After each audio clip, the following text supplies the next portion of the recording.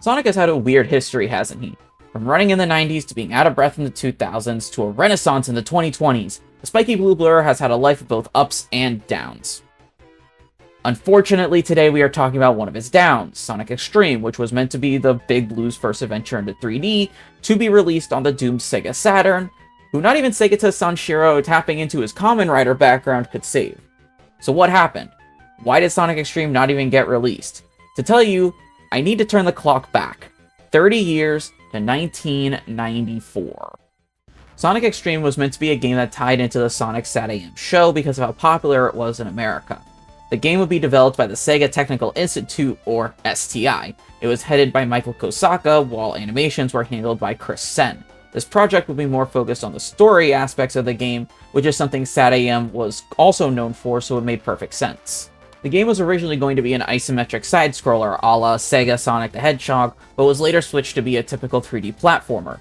It was meant to be released on the ill-fated, get ready to hear that a lot in this guy's history, Sega 32X. Later, development would shift from the 32X to the Sega Saturn in an attempt to compete with the N64.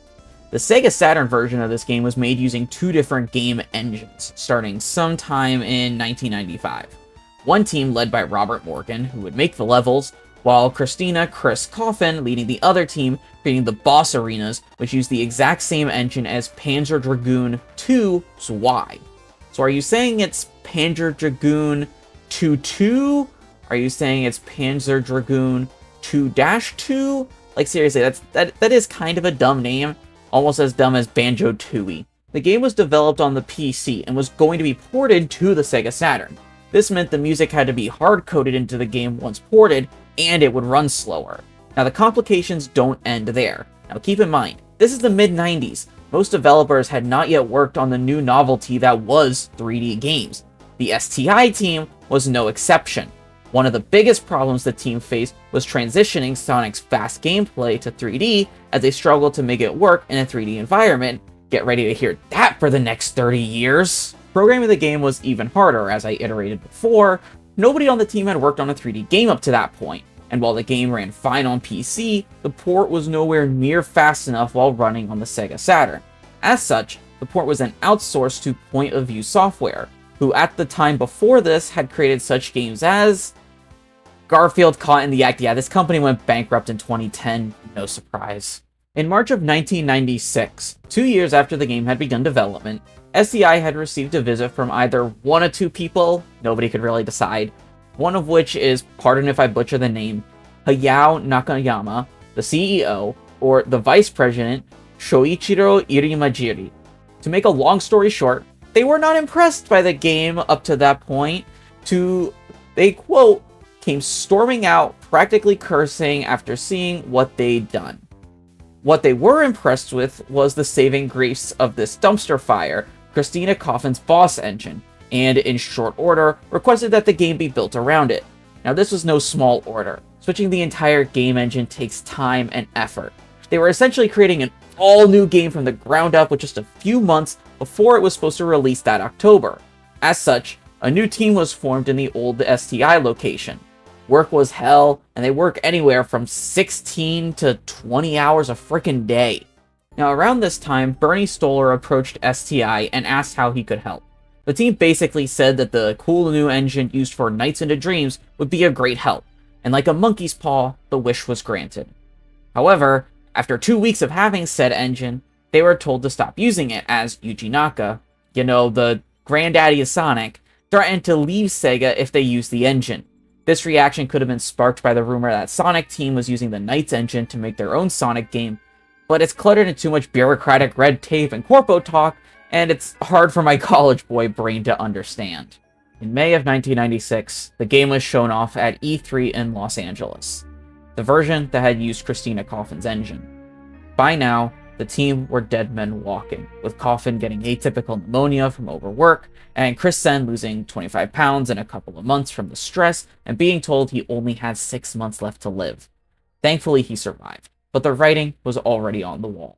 With some of the most important members of the team crippled, the game was canned.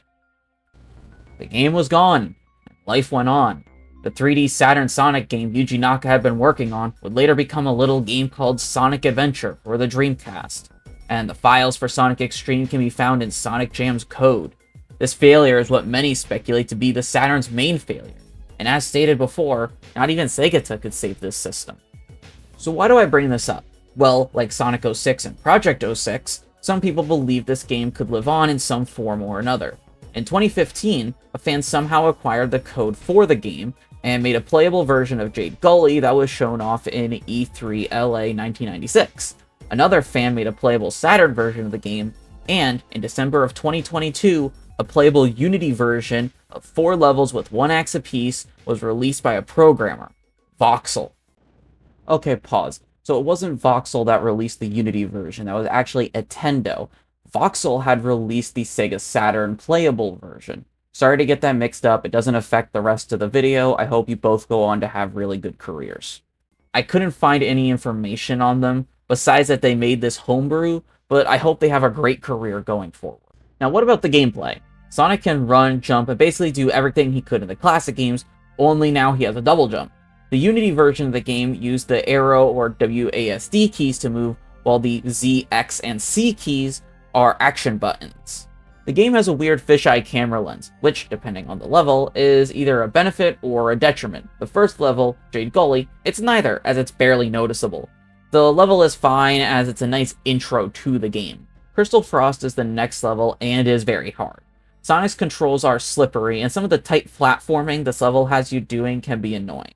In the last part of this level, you need to find a key to unlock a door, which is weird because this also never happens again. The fisheye lens works in this level, making you feel like you are walking on a planetoid like in Mario Galaxy. And the music ain't too bad either. Red Sands is a very simple level, and with the darker lighting, it hides the fisheye lens very well, and also using it to take advantage of letting you see further ahead without too much use of rendering fog. AKA, the level in the distance is foggy because the level has yet to load over there yet. Death Egg / Galaxy Fortress is the level that uses the fisheye lens the worst. It feels like you are walking in a cylinder rather than a planetoid, and it also has heavy fog. The fisheye lens also works against this level, even more so, making it hard to judge the distance of jumps. All in all, this game's development was hell.